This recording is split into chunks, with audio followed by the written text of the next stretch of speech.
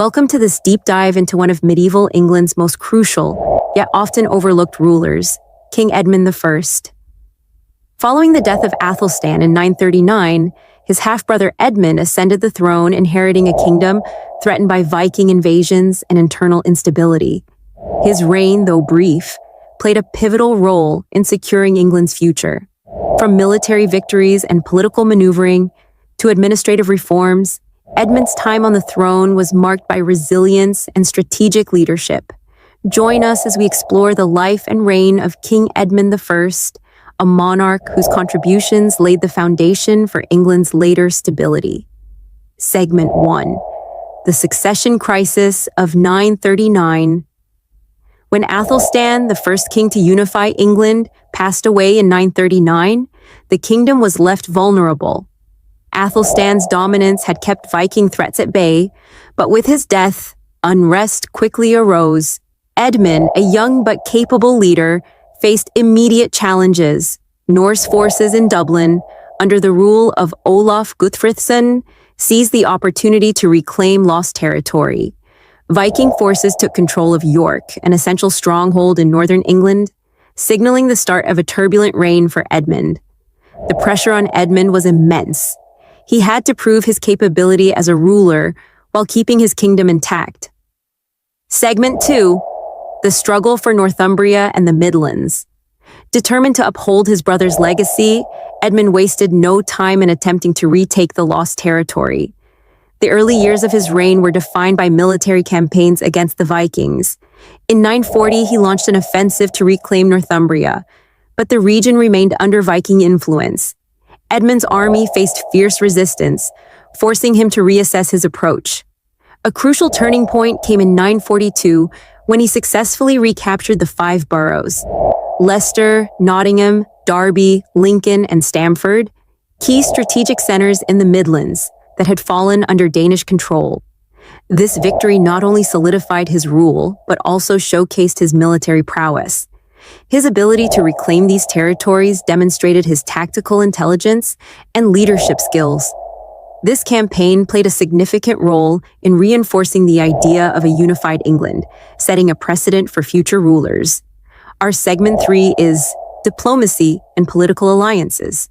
While warfare played a significant role in Edmund's reign, his diplomatic skills were equally crucial. Instead of solely relying on military force, Edmund sought to establish peace with neighboring rulers. In 943, he acted as godfather to King Olaf Sitriksson, a move that strengthened relations between England and the Norse rulers. This act of diplomacy indicated Edmund's understanding of the importance of alliances.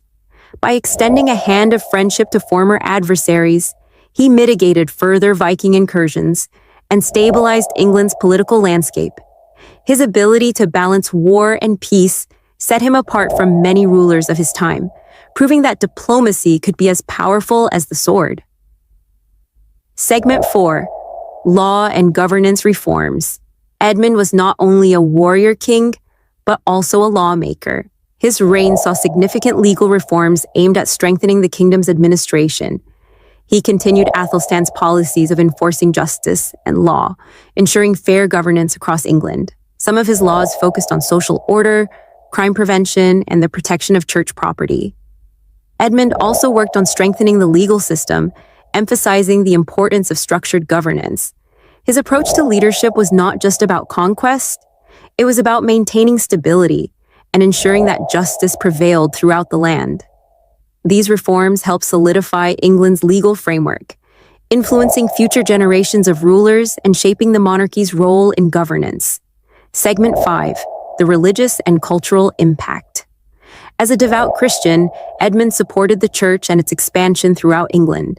He patronized monasteries, furthering religious and educational growth. His close ties with ecclesiastical leaders ensured the church played a key role in governance, reinforcing the idea of divine kingship. The church was not only a religious institution, but also a political and cultural force, and Edmund understood its influence. He encouraged the construction of religious establishments and fostered education, ensuring that learning and faith went hand in hand. His contributions to the church laid the groundwork for England's continued Christianization and cultural development. These efforts also strengthened the monarchy's legitimacy, as rulers were increasingly seen as chosen by God. Segment 6. The tragic end of a warrior king.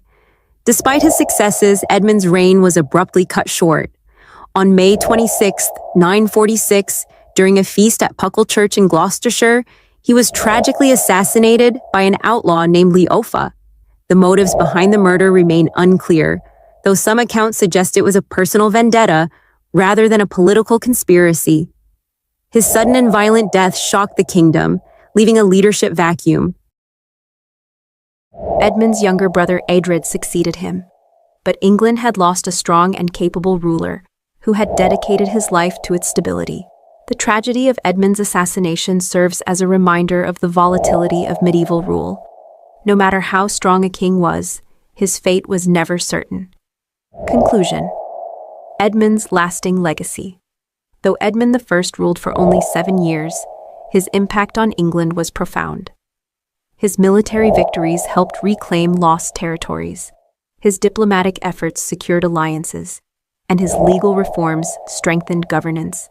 His reign set the stage for the consolidation of England, paving the way for future kings to build upon his achievements.